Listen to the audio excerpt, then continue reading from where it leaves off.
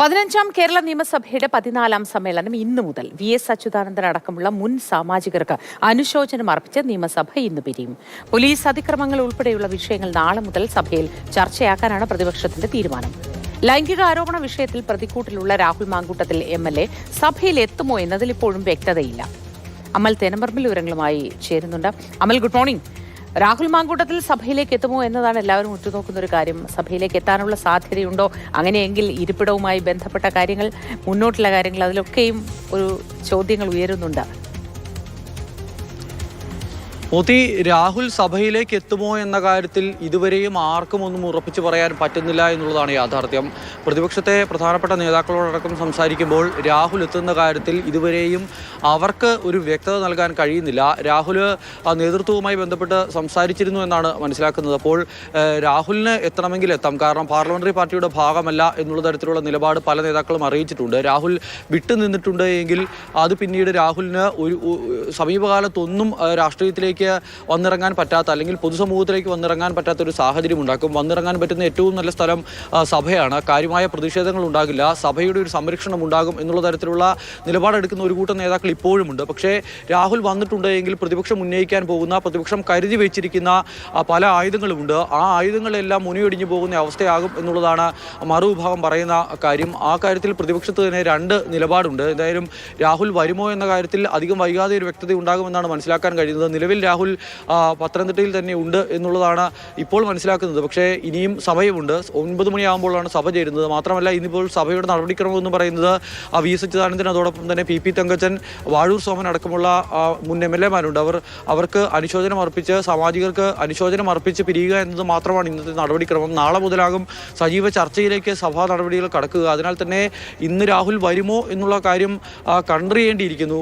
നേതാക്കന്മാർക്ക്, കോൺഗ്രസിൽ തന്നെ ഈ വിഷയത്തിൽ കോൺഗ്രസ് നേതാക്കൾക്ക് ഒരു വ്യക്തത നൽകാൻ കഴിയുന്നില്ല എന്നുള്ളത് തന്നെ ഏറ്റവും വലിയൊരു പ്രശ്നം തന്നെയാണ്. കാരണം രാഹുലുമായി ബന്ധപ്പെട്ട് പല നേതാക്കളും ഇപ്പോൾ സംസാരിക്കുന്നില്ല. ഇനി സംസാരിക്കുന്ന നേതാക്കൾക്ക് തന്നെ ഈ വിഷയത്തിൽ ഒരു വ്യക്തത നൽകാൻ കഴിയുന്നില്ല എന്നുള്ളത് തന്നെയാണ് ഇപ്പോഴും മനസ്സിലാക്കാനാവുന്നത്. അവ്യക്തത ഇപ്പോഴും നിലനിൽക്കുകയാണ്.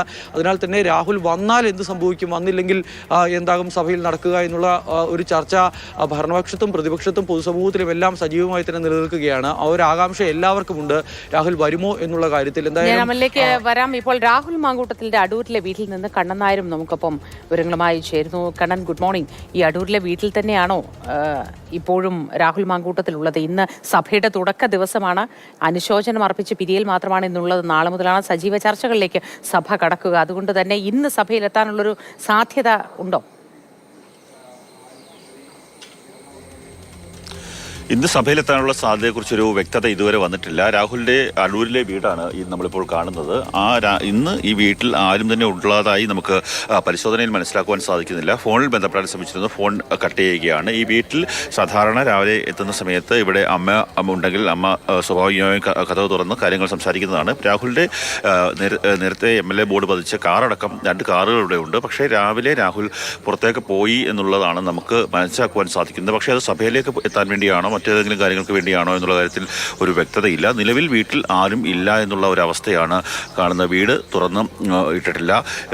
രാഹുലിന് പല നേതാക്കന്മാരുമായും ഇന്നലെ രാത്രിയും ഒക്കെ തന്നെ സംസാരിച്ചിരുന്നു. സഭയിൽ എത്തുന്ന കാര്യത്തെക്കുറിച്ച് സംസാരിച്ചിരുന്നു. നേരത്തെ അമൽ സൂചിപ്പിച്ചതുപോലെ സഭയിൽ എത്തുന്ന കാര്യത്തിൽ ഒരു കോൺഗ്രസിലെ ഒരു ഭാഗം ആൾക്കാർക്ക് പലതരത്തിലുള്ള അഭിപ്രായങ്ങളുണ്ട്. അതുകൊണ്ട് തന്നെ രാഹുൽ ഇന്ന് സഭയിലേക്ക് എത്തുമോ എന്നുള്ള കാര്യത്തിലൊരു വ്യക്തത ഇതുവരെ വരുത്താൻ സാധിച്ചിട്ടില്ല. പ്രതിപക്ഷ നേതാവിൻ്റെ ഓഫീസുമായി അടക്കം മുതിർന്ന കോൺഗ്രസ് നേതാക്കന്മാരുമായിട്ടടക്കം സംസാരിക്കുകയുണ്ടായി. ആ സമയത്തൊന്നും തന്നെ അവർക്കൊന്നും രാഹുൽ ഇവിടേക്ക് സഭയിലേക്ക് എത്തുമോ എന്നുള്ള കാര്യത്തിൽ വ്യക്തതയില്ല. നമുക്കിപ്പോൾ പറയാൻ സാധിക്കുന്നു, ഇവിടെ നിലവിലെ അവസ്ഥയിൽ വീട് പൂട്ടിയിട്ടിരിക്കുന്നൊരു സ്ഥിതിയാണ്. സാധാരണ രാവിലെ വരുമ്പോൾ ഈ വീട് തുറന്നും കാര്യങ്ങൾ സംസാരിക്കുന്നതാണ്. പക്ഷേ ഇന്ന് ഇവിടെ എത്തുന്ന സമയത്ത്, ഞാൻ രാവിലെ 6 മണിയോടുകൂടി ഇവിടെ എത്തിയതാണ്, ആ സമയം മുതൽ തന്നെ ഈ വീട് അടഞ്ഞു കിടക്കുകയാണ്. അതുകൊണ്ട് തന്നെ രാഹുൽ ഈ വീട്ടിലില്ല എന്നുള്ളതാണ് നമുക്ക് പ്രാഥമികമായി മനസ്സിലാക്കുവാൻ സാധിക്കുന്നത്. ഈ പത്തനംതിട്ടയുടെ മറ്റേതെങ്കിലും പ്രദേശത്തേക്ക് രാവിലെ പോയതാണോ എന്നുള്ള കാര്യത്തിലൊരു വ്യക്തതയില്ല. ഒപ്പം തിരുവനന്തപുരത്തേക്ക് സഭയിലേക്ക് പോകാൻ വേണ്ടി പോയതാണോ എന്നുള്ള കാര്യത്തിൽ ഒരു വ്യക്തതയില്ല. പക്ഷേ നിലവിൽ വീട് പൂട്ടിക്കിടക്കുന്ന ഒരു സാഹചര്യമാണുള്ളത്. ശരി. കണ്ണനായരാണ് രാഹുൽ മാങ്കൂട്ടത്തിൽ അടൂരിലെ വീട്ടിൽ നിന്നുകൂടി നമുക്ക് വിശദ വിവരങ്ങൾ പങ്കുവച്ചത്. വീട് പൂട്ടിക്കിടക്കുകയാണ് എന്നാണ് പറയുന്നത്. അവിടെ ആരെയും കാണാനില്ല. ഇന്ന് സഭയുടെ തുടക്ക ദിവസമാണ്. അനുശോചനം അർപ്പിച്ച് പിരിയുന്ന ദിവസമാണ്. അപ്പോൾ ഇന്ന് സഭയിൽ പങ്കെടുക്കുമോ എന്നതിൽ വ്യക്തതയില്ല. പ്രത്യേക ബ്ലോക്കായി ഒറ്റയ്ക്കിരിക്കുക എന്നതാണ് ഇപ്പോൾ തീരുമാനിക്കപ്പെട്ടിട്ടുള്ളത്. അങ്ങനെ ഒരു ഒറ്റപ്പെടലിലേക്ക് രാഹുൽ മാങ്കൂട്ടത്തിൽ എത്തുമോ? അങ്ങനെ ഒരു വേർതിരിവിലേക്ക്, മാറ്റി നിർത്തലിലേക്ക് രാഹുൽ മാങ്കൂട്ടത്തിൽ എത്തുമോ സഭയിൽ എന്നതാണ് എല്ലാവരും ഉറ്റുനോക്കുന്ന ഒരു കാര്യം, എല്ലാവരും ചോദിക്കുന്ന ചോദ്യവും.